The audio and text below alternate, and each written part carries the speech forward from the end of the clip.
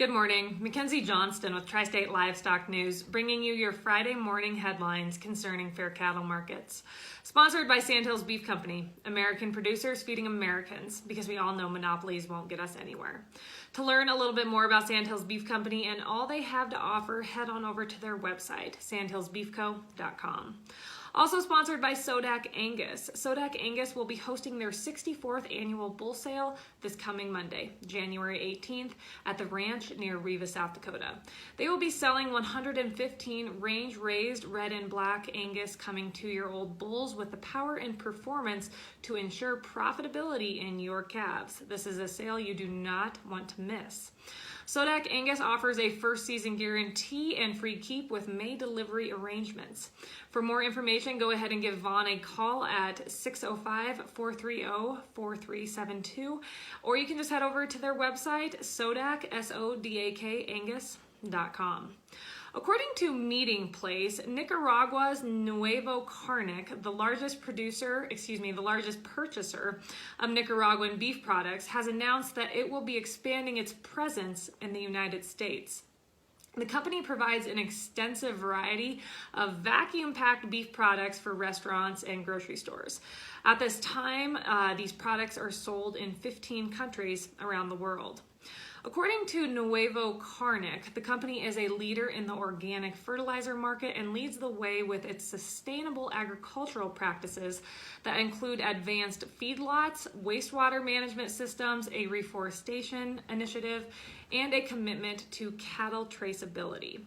Nuevo Carnic's manager, Enrique Mancado, said that cattle traceability is an important issue within the Nicaraguan beef industry. Each animal is ear tagged in a system that can trace it back to the farm where it originated. Nicaragua exports more than 95% of their domestic beef production, and that is more than any other country in the world. Reuters has reported that China, the world's largest consumer of meat, imported 9.91 million metric tons of meat in 2020.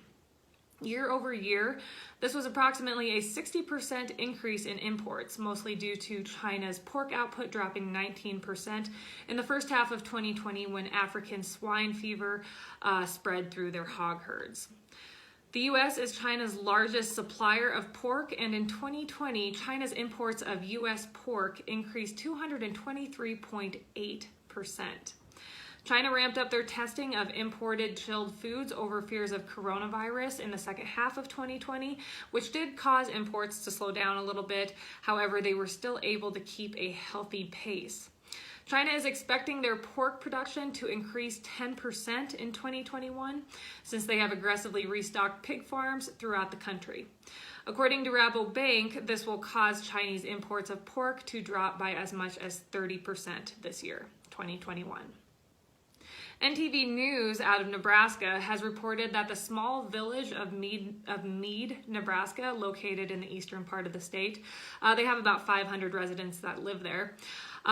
This little village is dealing with serious problems caused by toxic byproducts produced by the local Alt-N ethanol plant, and this has been going on since 2018.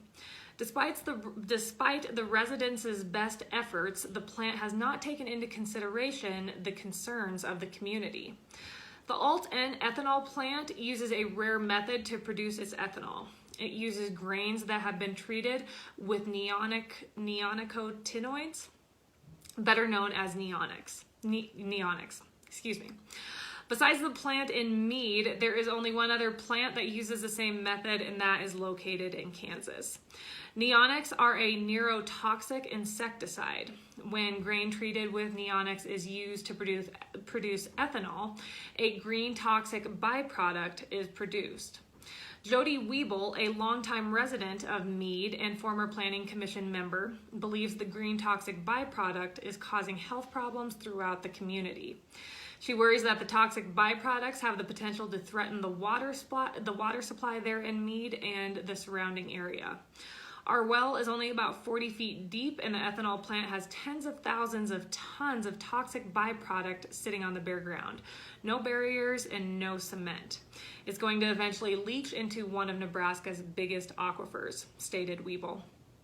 Just in 2020, the Nebraska Department of Environment and Energy, NDEE, received 5 different complaints because of the toxic waste at the plant. The NDEE has given the ethanol plant until March to fix this issue and remove the toxins. The Beef Read, written by Cassie Fish, reported yesterday that cash-fed cattle prices weakened this week as cattle feeders look to get cattle gone for a multiple of reasons, ranging from mud to corn prices to needed pen space. Cash cattle are currently trading $14 cheaper than last year, and they are at a 10-year low. Even though we're 7 months removed from the production slowdown that we saw at the height of the pandemic, getting cattle moved each week is still a struggle, especially for cash market sellers who follow all the committed cattle that come first. The cattle industry's position will slowly improve over the next 3 months as currentness recovers and weights drop below the 2020 average. Finally, National Beef Wire reported yesterday that choice box beef ended the day at $213.37. That was up $2.37. Select box beef ended the day at $201.07, and that was up $2.01. That is all I have for news for you guys. I hope none of you blew away yesterday. My goodness, was it windy. It is still blowing pretty good here right now. However, in the next 6 to 8 hours, hopefully it'll calm down a bit. Looking forward to just a regular breeze. That would be nice. Have yourself a wonderful weekend, and I will see everyone on Monday morning.